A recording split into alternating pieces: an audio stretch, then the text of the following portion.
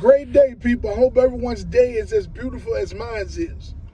Today, I want to start the week off by answering a question that is asked to dissatisfied Lyft drivers.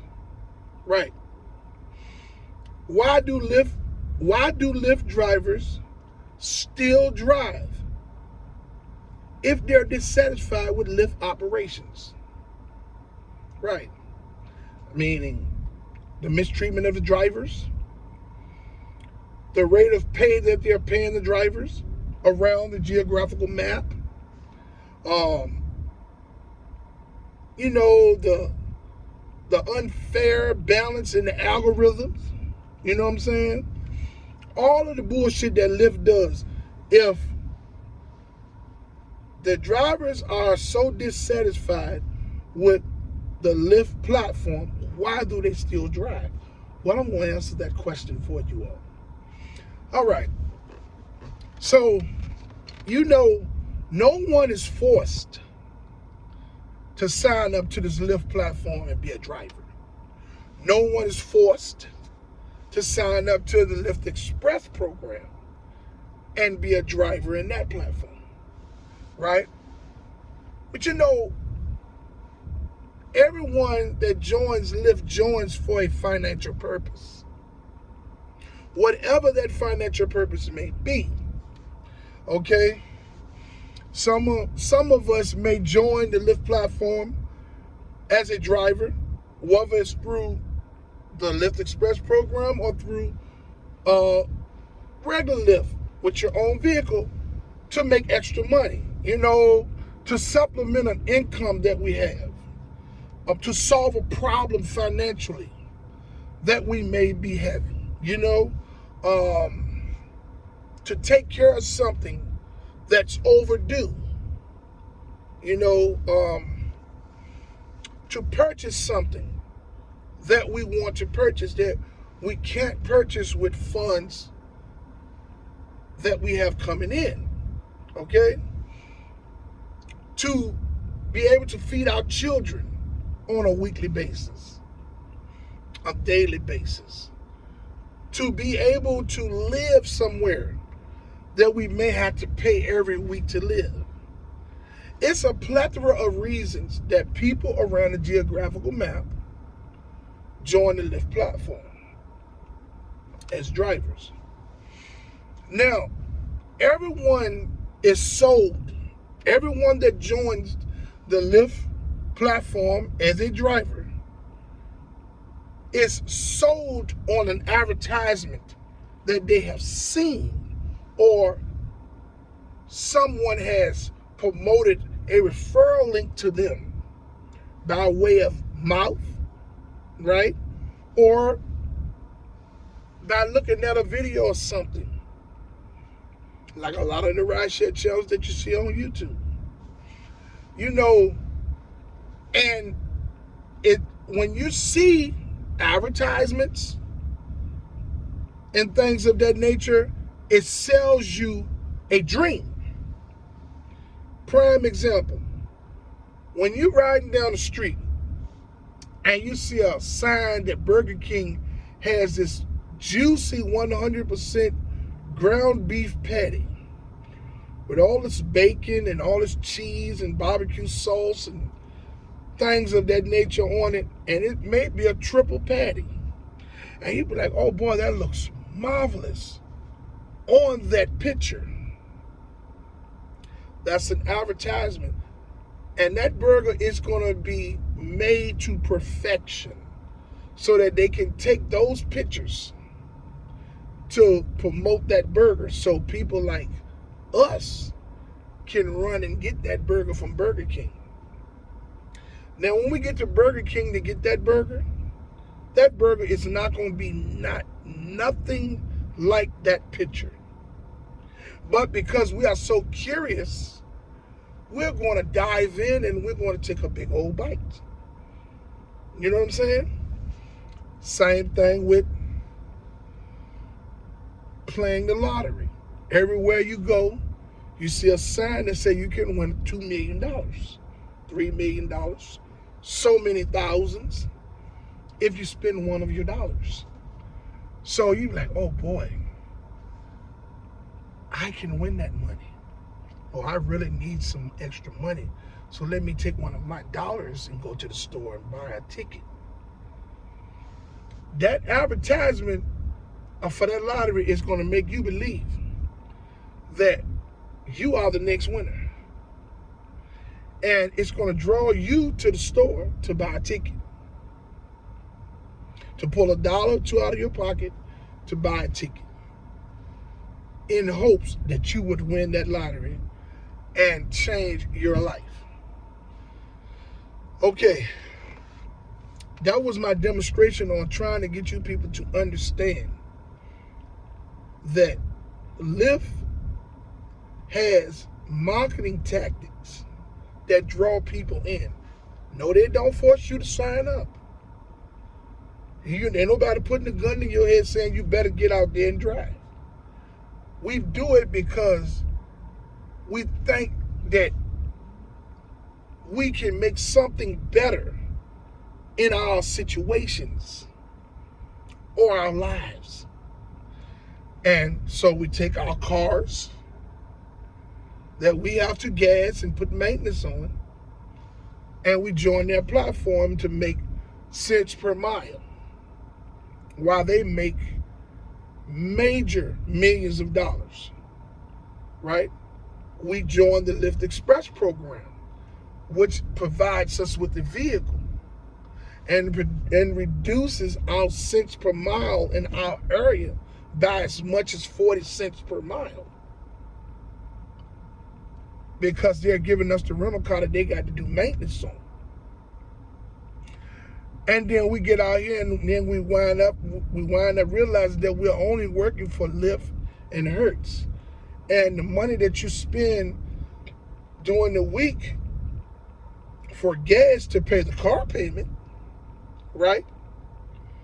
You're just trying to recuperate that back in the next couple of days that you drive. So it puts a lot of stress on you to drive a lot of hours in order to recoup the gas money that you had to put out of your pocket up front to get that Lyft Express payment paid so that you can make some money for yourself.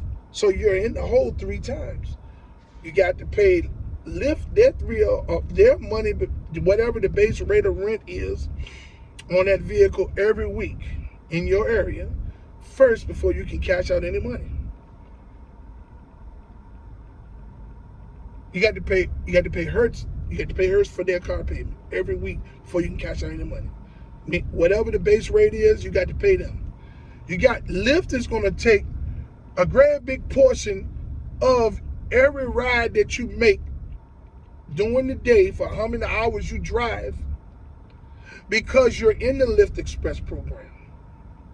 Then you're going to have to recuperate your gas. You're going to have money to put gas in the vehicle because for as many hours as you drive, as much gas as you can burn. And whichever location you're in, it could be a lot of gas that you're burning because the Lyft trip algorithm, the trip structures are ridiculous. I don't care if you set filters or not.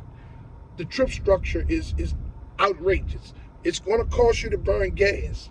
So at the end of the day, the money that you make, it's not going to really compensate for the hours that you've been out there per the gas that you have to spend to drive. So we all get trapped in these programs. Some of us say, oh no, I'm done with this, and they go about their business. I can't do this, and I'm not going to do this. This is dumb. A lot of us continue to drive because we have nothing else. And this is the answer to the question that so many people with negative outlooks on a person that may have complaints with the Lyft platform and their operations and their pay and things of that nature. Here's the answer to the question that everyone has. Why do you still drive on the Lyft platform if you're dissatisfied with what they're doing to you? Because Everyone that's continued to drive but continue to complain and express dissatisfaction with their operations and unfair, unbalanced algorithms and pay scale is driving for the now, N-O-W. That's right. For whatever little monies that you can accumulate, that's what you're driving for. You're driving for the now because you need that money now. That does not mean that because you're driving on the Lyft platform that you have to be quiet and you have to shut up and drive. Oh no. Some of you all may shut up and drive. That's you. Some of you all are house niggas. Referral link pimps. So you're not going to go against them. You know who you are, you Rideshare channels that have all the subscribers and followers and shit of that nature. You know who you are. You understand what I'm saying? So it's your agenda to move along with whatever Lyft and Uber has going on. So your agenda and your channel can make tens of thousands of drivers that's dissatisfied, complaining, underpaid, mistreated, wrong. All these drivers are not bums. All these tens of thousands of hundreds of thousands of drivers that's striking and protesting every week in a different state somewhere that Lyft is able to operate in. All of them ain't bums. All of them ain't lazy. All of them don't need your strategy because no one's strategy can help you make money in your area because everybody drives in a different area around the map. Everybody's pay is going to be different. Everybody's cents per mile is going to be different. Your gas prices are going to be different. You know what I mean? The bonuses that Lyft algorithm disperses is going to be based on the demand in the areas that you're driving in. Here on my channel at Rideshare RealTalk, I go into detail about that. So you people that have never looked at my channel and may run across this video, go on my channel and check out my video. You new and future Lyft drivers, man, I have something to tell you that's going to help you. We're not going to talk about how much money you can make in your area because I can't tell you that. And nobody else can. What I'm going to do is I'm going to teach you how to be, I'm going to teach you, I'm going to prepare you as you enter the Lyft platform as a driver, whether it's through with your own car or with the Lyft Express program. I touch on everything. I teach you the things that's going to happen inside the vehicle while the rider's in the vehicle. I give you tips on those things, how to navigate through. Same as within the app. I give you tips on how to navigate through situations and problems that may occur within the app. I give you all the tips that you need. And every week I'm dropping several videos so they can educate you all so you can be better prepared than I was. I've been through it all. Yes, I drive 10 to 12 hours a day, 6 days a week. My stats are impeccable, but my money isn't. You know? We continue to drive, us Lyft drivers and Uber drivers that continue to drive and still dissatisfied with the pay and the mistreatment of the drivers. We do it for the now because we need the money now. That's why we're not quitters. Just because we're driving on a Lyft platform, we don't have to shut up. So for all of you all that have a question, that that have that question, oh, well, why are you still driving if you're so dissatisfied with Lyft? All I heard is you complaining about this and complaining about that. What you think? You're doing it for nothing? We're doing it for nothing? But that's the same thing that a lot of us are saying. It's 100,000 drivers spread around the geographical map that's saying the exact same thing. So do you think that we're just blowing off hot air and all those drivers are doing the same thing? Because you all got a few rideshare channels on here that's telling you, oh, the strike is not going to do any good. The protesting is not going to do any good. What's the waste of time? Just shut up and drive. Everybody's not a house nigga. You don't have to be quiet because you still drive on the Lyft platform or the Uber platform. If it ain't right, voice your opinion. Speak your mind. Here on my channel, Rideshare Real Talk, I'm not going to pass judgment on you. No one's perfect. I'm not going to tell you why you suck at being a Lyft driver or an Uber driver. I'm not going to tell you what you're doing wrong because I'm not there with you to see what you're doing, okay? And your area is going to be totally different from anybody else's area. But what I can do is I can educate you on how to be better prepared for what's to come as you enter this Lyft platform as a driver. Oh boy, it's a bunch of shit y'all don't know.